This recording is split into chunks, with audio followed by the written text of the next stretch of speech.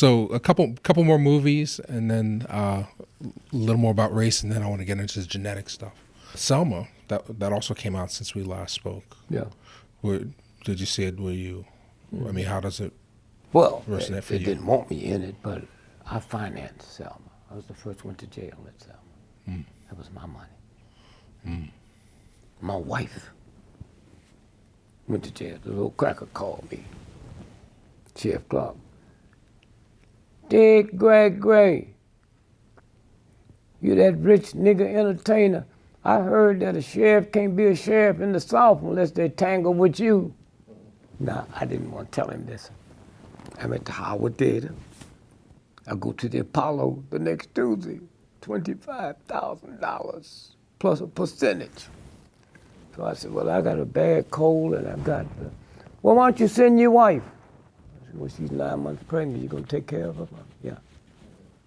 So she went down. I made about $300,000 in the next 2 weeks, so now I go down. Sheriff Clark met me.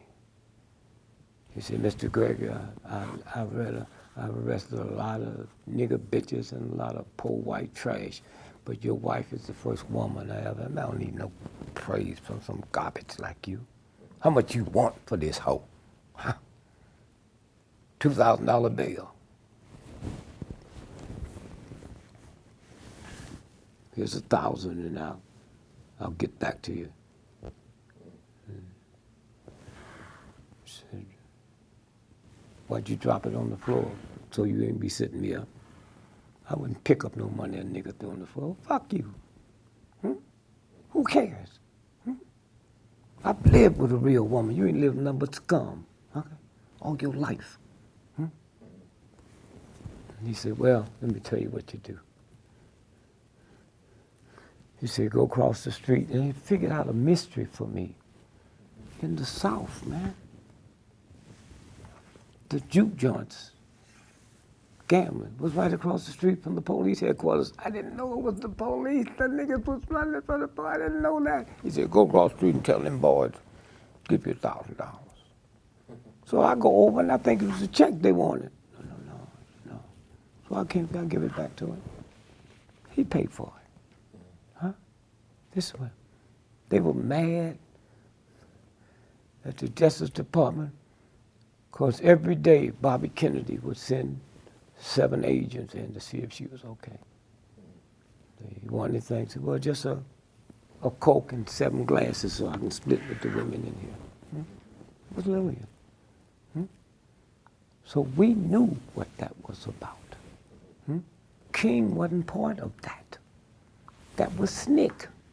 Okay? John Lewis. King folks wasn't there until the whooping. The whole world saw it. Then the energy started. They wasn't marching from Selma to Montgomery. The reason this president is in the White House, Jimmy Lee Jackson, little deacon, 34 years old. He go down to register to vote and they wouldn't let him. So he called James Orange at SCLC. Said, man, sure wish you'd come down and help us. So they did. So the guy called me. I said, well, let me see. So Leo said, well, I can get you a plane. We'll get there, but then you still like 30 minutes away. I said, okay. So by the time I got there, blood was running in the street, man. And what had happened was they shot all the lights out. And then they started beating them.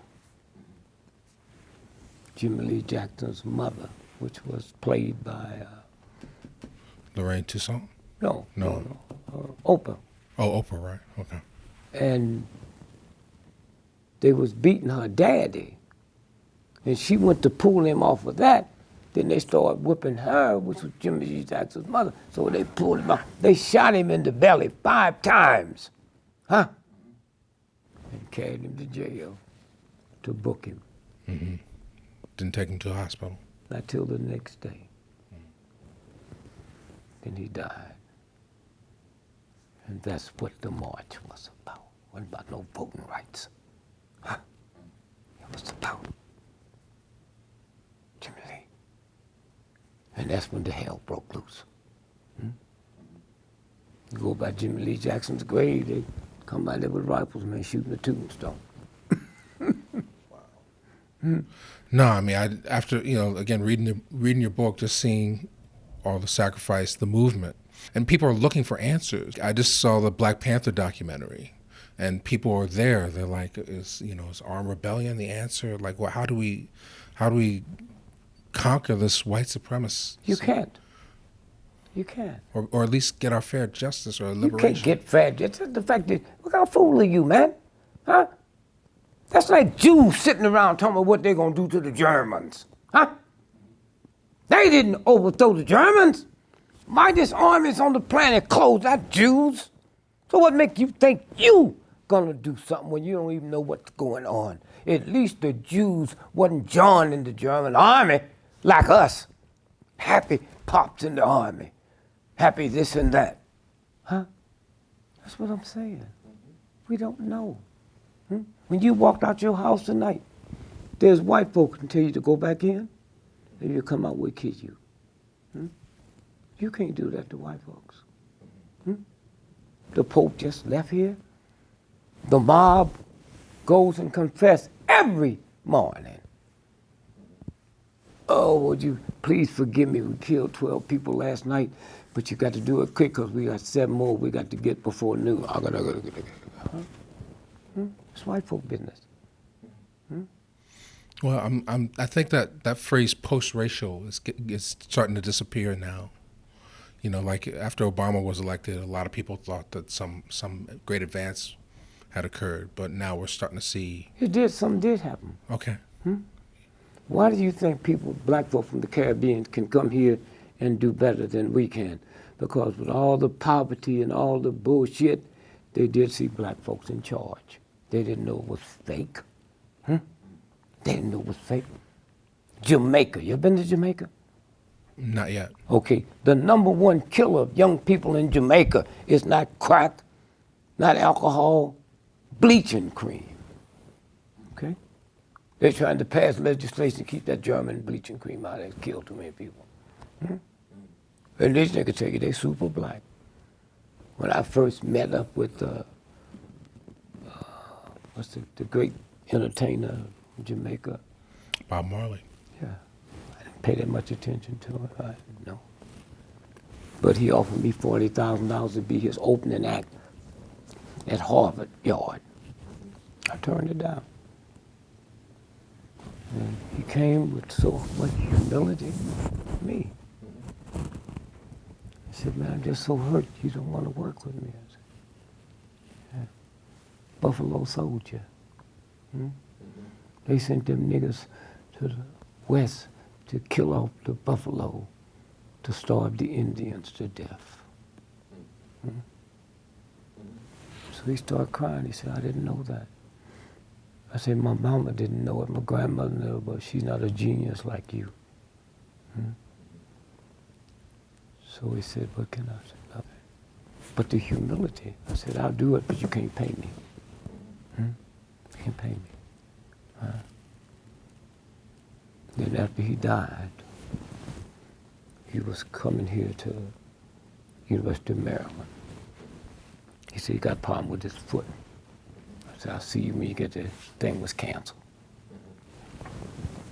He calls me from the New York hotel. Leave a number. I kept calling, but I didn't realize they'd slipped him out of there to Germany where they're gonna kill him. So he ends up from an infected foot to brain cancer. And then one day I'm looking up a package and all of his uncut records, man. I got them. I got them. Wow. And so there's 2 fronts to that. I know both of them. I'm not looking for it. It's just, that's the game. Anytime they want to bust you, they can bust you. But remember one thing. Then you see what we talked about earlier.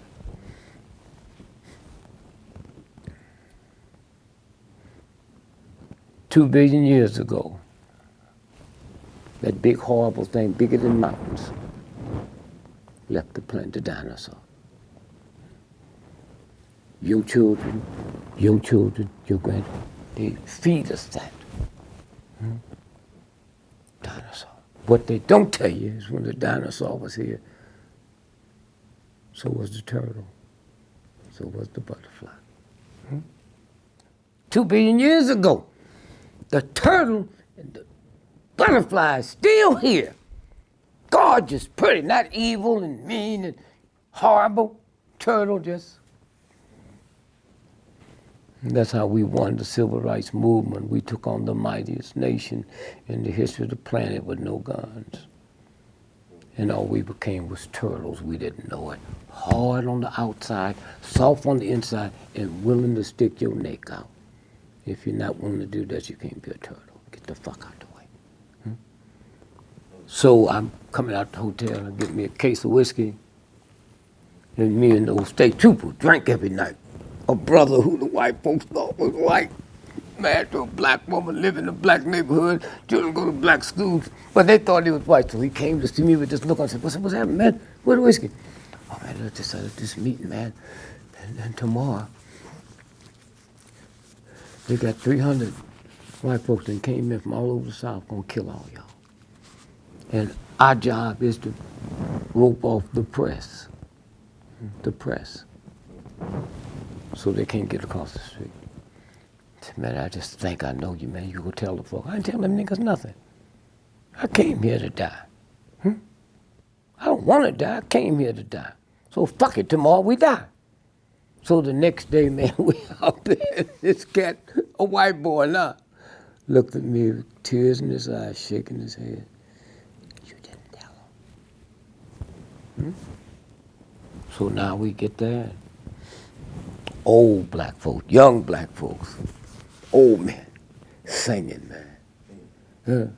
Glory, glory, hallelujah. My eyes have seen the glory.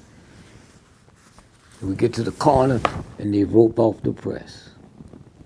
And I look down there and I see them waiting on us. And I think about my wife and my children. Fuck them. It's war. You niggas don't think about when you're over there killing Iraqis, when you're over there killing Vietnamese, and then come home and they got 4 stores on every corner and you can't get one and you don't see through that shit. Huh? You don't see through it? Huh? Exactly.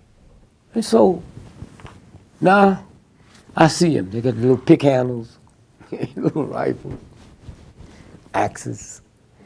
They come across, man, I sure didn't want to die. If I knew this gonna happen, I'd have got me some little pussy before I left home. Okay.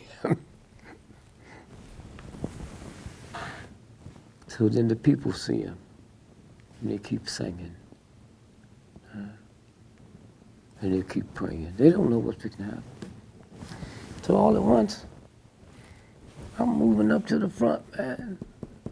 Learned that from my son. He's marching in a march with us. The FBI came and stopped the march and said, Mr. Gregory, so-and-so's son just broke out of jail, and he's going to assassinate you today. Dallas. I said, well, did you talk to him? You talked to the criminal? So I'm walking, and my son, he's just out there playing with the women and laughing and playing. So the next thing I know, he's right next to me. I said, hey, punk, what you want?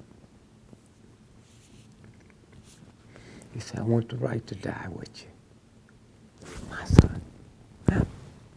I want the right to die with you. Huh? Where you gonna get that from?